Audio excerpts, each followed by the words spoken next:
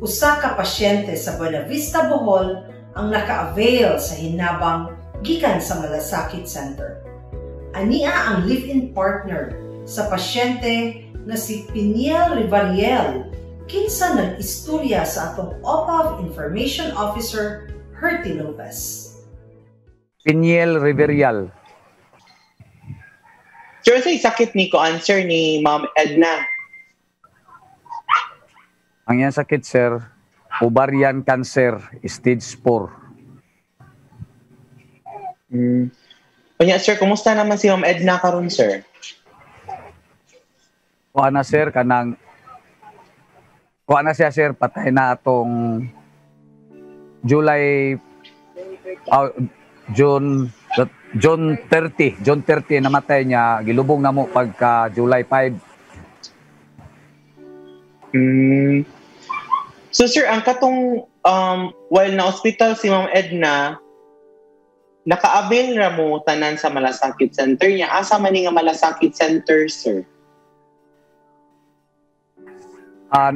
Kada admit na mo, sir, ni Edna, gawasod na malami sa hospital, sir, sa Galyares, sa Tagbilaran. Niya, tungod sa among kalisod lagi, sir, kay di magid na mo ikakuan nga pwede magid na mo lisura. Ari gid kudagan sa Malasakit kay kanang ang iya dili man siya i-admit, sir, kanang primero gi-admit siya unya ang bayro nun Malasakit niya. So no, dili naman siya ipa-admit sa doktor kay kanang tungod sa kabaga sa COVID niya mahadlok og taptan. Ang style na lang sa doktor nag-abot didto habwaan og tubig kay kuan man siya kanang ascites man ang iyang tiyan, habwaan og tubig unya inag humaghabwa mga 3 ka oras ipagawas po siya dayon niya ang mga laboratories tanan daghan mag laboratory, sir, daghan kay bayro nun adto na sad ko mudaga na pod sa Malasakit niya kalong sa ginuwing taon ang Malasakit maayo gid kayo mutabang namo. Sir, kung bana-banaon nimo, sir, mga pila ka ang amount or pila ang tibukan nga kanang gastuhan unta ninyo nga nabayran sa Malasakit Center? Sa primerong habwa niya, sir, kanang wa ko kakuan ato, sir, basta ang primerong habwa niya giagi pa man og laboratory kanang CT scan, ultrasound unya dayon habwa dako kayo tuog bayro nun unya ikaduhang habwa wa na lang gi-admit nanapoy laboratory basta niya ang iyang hinabwa sa tubig ako lang mahinumduman ang usa sa akong mahinumduman katong tubig nga iyang hinabwa naglaboratory 4,000 gani ka pinto unya napagilaing laboratory tag 2,000 ka pin daghan murag 4 ka klase sa laboratory adto nako dool sa Malasakit, sir, niya dili lang kay usa, 2, 3, 4, 5 kahigayon nga magsikog balik-balik sa Galyares unya maguol na lang gani ko nga basig di na pudawato sa Malasakit pero kuan gyud ang Malasakit kanang mohatag gyud sila og tabang labi na pareha namo nga kuan pobre.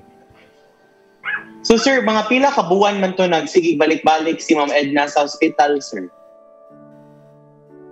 Mga 6 ka buwan tingali to, sir, kay gikan sa pag-opera niya ninambok siya, nimbaskog siya niya mga 6 ka buwan rapod nindako iyan tiyan motong gidaan namo sa Galyares mao tay primero niyang habwa admit niya ikaduhang habwa wala na gi-admit kay kuan mo siya, sir, kada 3 ka semana mudako na pud iyan tiyan habwa na pod niya 3 ka semana na pod habwa na pod magsige na lang balik-balik mi, sir, niya anto 2 ka semana na lang mao na nga naguol na lagi ko di na bakay no mi dawaton pero dako gyud og kantidad, sir, paminaw lang nako wa ko kakuan og pila ang kantidad nga natabang sa Malasakit namo, sir.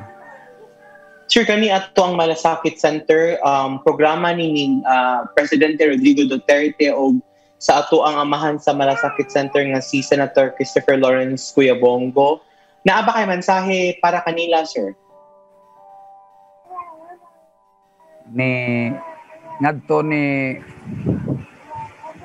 Mr. President, President Duterte, kanang daghan kayong salamat, Mr. President, sa imuhang programa diin usa ko sa nakaabil sa imong anindot ayo nga programa sa malasakit ug manghinaot ko nga magapadayon kini hantod